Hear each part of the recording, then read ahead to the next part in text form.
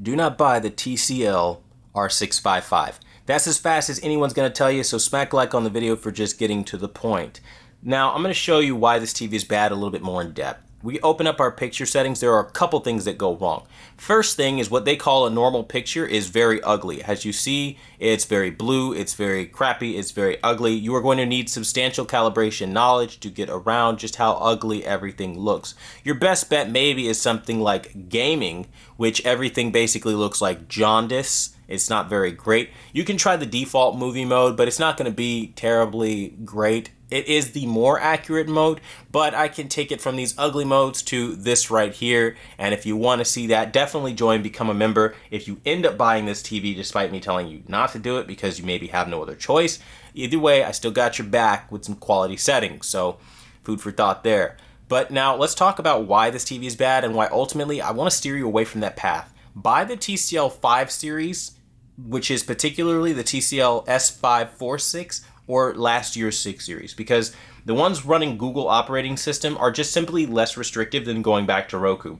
And I'll show you a couple of quirks that I've run into. One of the main things I hate is like, they'll tell you can't use dynamic contrast. That kind of is a first for me because typically every other TV, regardless on what your mode you're in, you can use dynamic contrast.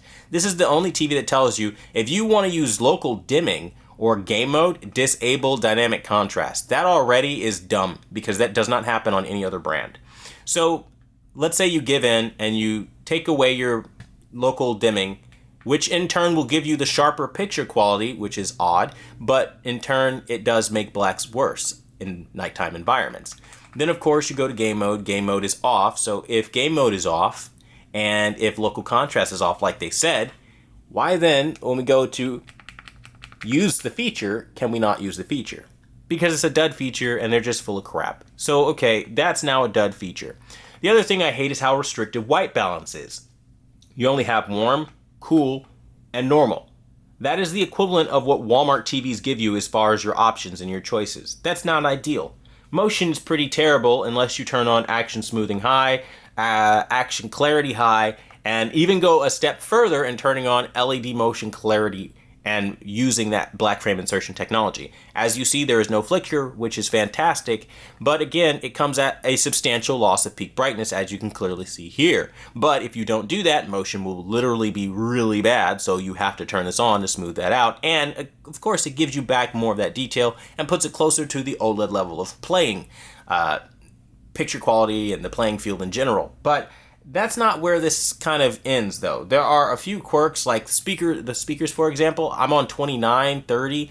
You've really got to ramp up the sound quality for this thing to have any value because it's tinny. It doesn't sound very good. And frankly, when you go into your menu options, they'll trick you. They'll straight up trick you with things like a big bass mode, which I'm already in. That doesn't do much of anything, and none of the other modes do. The dialogue enhancer is not impressive, and the virtual surround sound does add a little bit of kick to the overall room fillingness or the fullness of the audio, but not by much. And I think that's something to point out. Like, you're better off going with the Hisense U8H if you want something with a dedicated subwoofer that's tunable, that gives you higher quality sound for literally the same $649 sale price. So, okay, then let's talk about some of the other quirks with this TV. Well, you need the Roku app. Typically, with every other TV in existence outside of the Roku TVs, you have basically all your settings baked into the TV onto the chipset, where here it's entirely different. You have to download the Roku app, which is its own hassle, and I'm telling you right now, it's going to be a pain in the butt to do so. But then once you do, you have fun little things locked, like gamma, noise reduction, white balance adjustments, and color space, along with color management. Now, at first, this might not seem like a big deal, because if you're not a calibrator, who cares, right? No big deal. Except, here's the thing. You're going to want, at the very least, to use noise reduction on some older media, and you don't want to have to be told that now you need to fiddle with an app and download it and set it up and register your TV and that whole process before you can just remove noise from, let's say, a DVD or over-the-air TV. And this is an important distinction versus all the other brands out there, because if you are, for example, gifting this to a loved one who's maybe elderly or maybe a spouse that doesn't know a whole lot about televisions or doesn't care to, It's going to make it very difficult for them to enjoy their experience because now there's a stipulation attached to it. And that is that they have an app to access the other half of their television settings. Not ideal.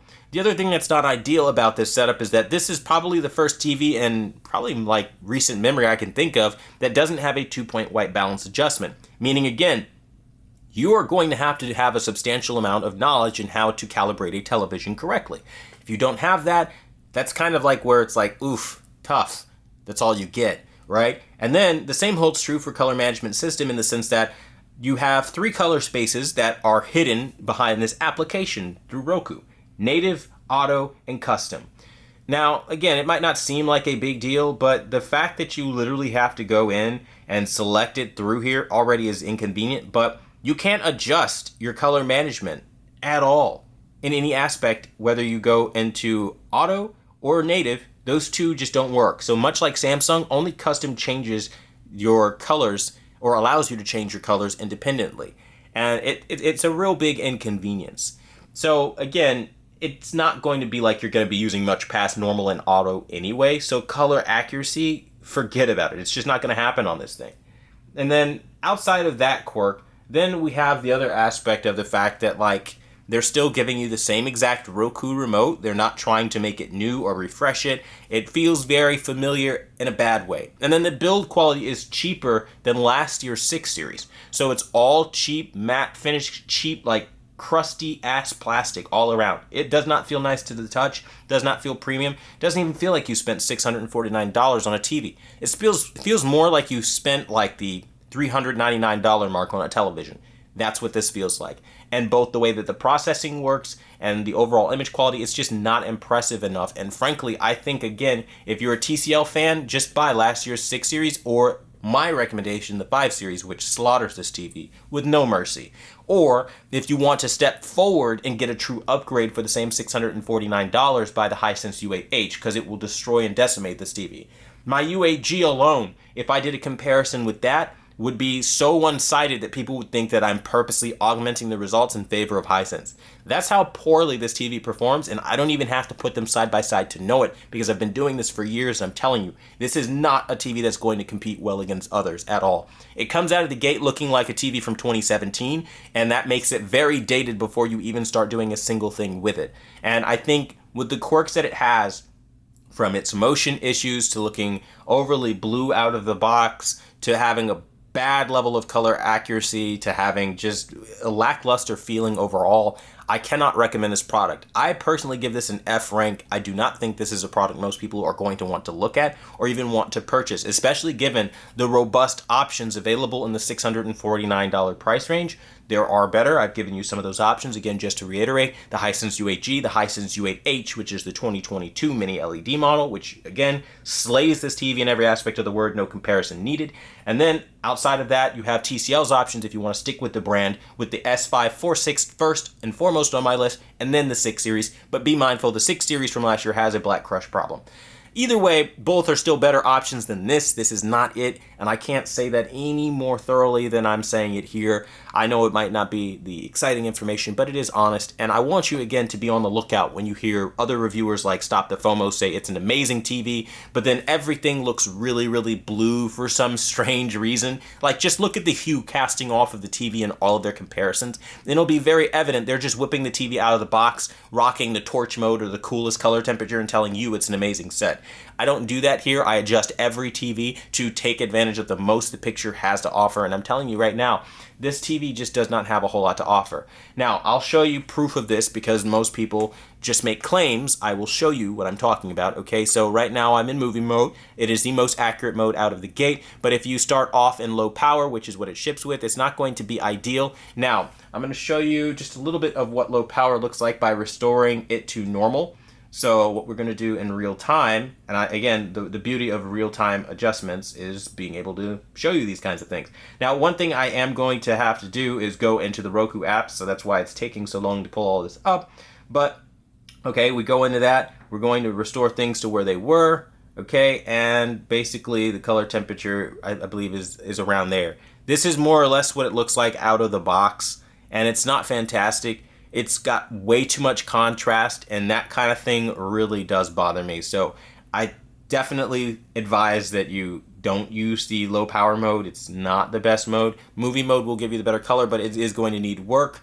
And low power can get better, of course, as you see here with some adjustments, but it's still always going to be overly contrasty and a bit of a mess, honestly. I don't really like it. I prefer movie mode because your shadow details get better. The cyan control gets better. As you see, it's just one solid shade of blue here. The accuracy will never be there in this mode, where in this mode you will get that accuracy. However, again, it's maybe not going to be everyone's cup of tea, so I am respectful to that. But again, most of the other modes outside of that would end up looking like normal, which there's nothing normal about that mode versus this. So, I mean, you can kind of see what's going on here. And of course, to get to the low power mode here, if you did like that result as well, that's rocking my settings. So either way, both of these outcomes are way better than where you start off at, and the kind of torch modes that you see on other YouTubers, how everything's overly blue. So if you want those settings, make sure you join and I'll help you out with some awesome settings. But really, honestly, I don't recommend you buy this TV. I hope we don't have to go down that road. I hope you don't get there.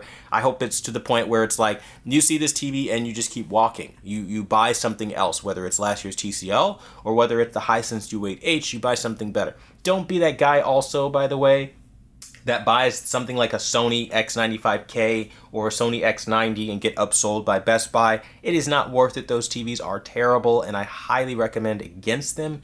And that's just, again, as real as anyone can tell you. Those TVs will have worse black levels than this one. So if you are solely going at a TV for nighttime viewing, then maybe give this a look. Like if you're like, I don't want the clouding of a Sony, then this will be better, obviously. Of course, black levels and brightness on this being better than the Sony. And if that's your only metric of measurement, then go for it. But I think there's so much more that picture quality can offer. To be fair to this TV, as some redeeming points, it does offer way more than what Sony is capable of producing at that same price point. So for $649, the Sony is definitely not going to give you anywhere near the picture quality of this thing. But right now, the 65-inch that I'm reviewing here is not $649. It is over $1,000. And I feel like for that kind of money, you can find way better on the market.